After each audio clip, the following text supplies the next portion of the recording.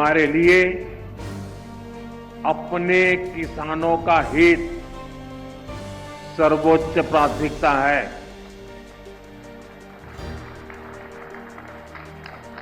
भारत अपने किसानों के, पशुपालकों के और मछुआरे भाई बहनों के हितों के साथ कभी भी समझौता नहीं करेगा। I've already made the stand of India clear. India does not negotiate under deadlines.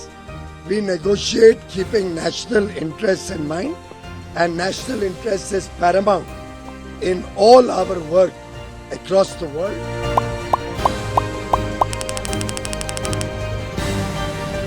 कहाँ है आपकी विदेश नीति, कहाँ है आपकी आर्थिक नीति, कहाँ है पीयूष गोयल जो बार बार जेट सेटिंग करते थे, जयशंकर जो जेट सेटिंग करते थे। साहब ट्रेड डील हो रही है, ट्रेड डील हो रही है, क्या हो रहा है ट्रेड डील? लेकिन कौन सा ऐसा कारण है कि ट्रंप के बार बार कहने के बाद भी बीजेपी और मोदी सरकार लगातार उनके आगे नतमस्तक है? We hear something called Atmanirbhar now. If Mr. Modi could have got the tariff down from 50 to 20, we would be celebrating here. The Bucks and the Bharatiya Janata Party would say, "Wow, Modi ji, what a fantastic foreign policy." Foreign minister भाषण करते हैं, we have a genius foreign policy.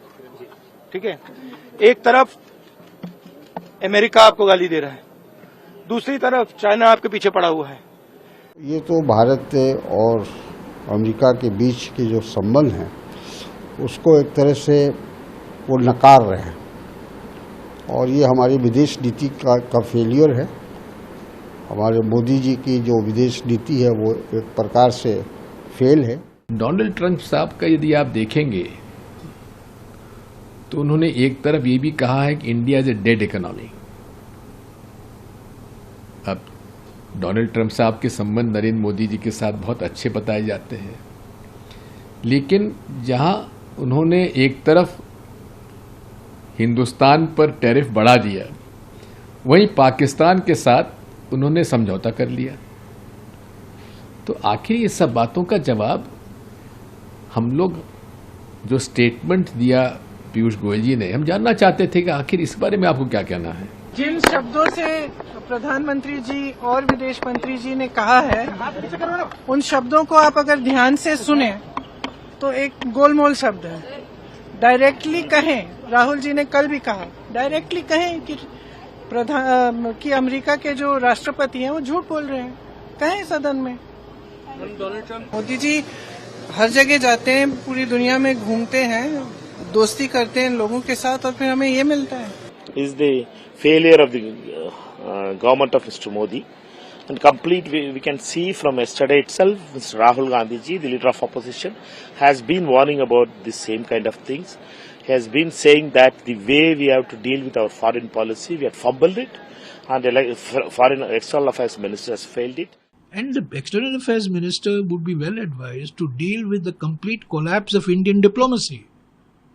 Indian diplomacy has taken huge hits in the last couple of weeks. Well, it represents an abject failure of the negotiations which were ostensibly taking place between the government of India and the government of the United States of America. And the BJP and the RSS have a different philosophy. When asked, do you lean left or do you lean right? They say, no, we bow our head right in front of every foreigner that comes in front of us. Sir, this is something that is in their culture, it is in their history, we know that. But we would like an answer from the government of India. What are you doing about our land?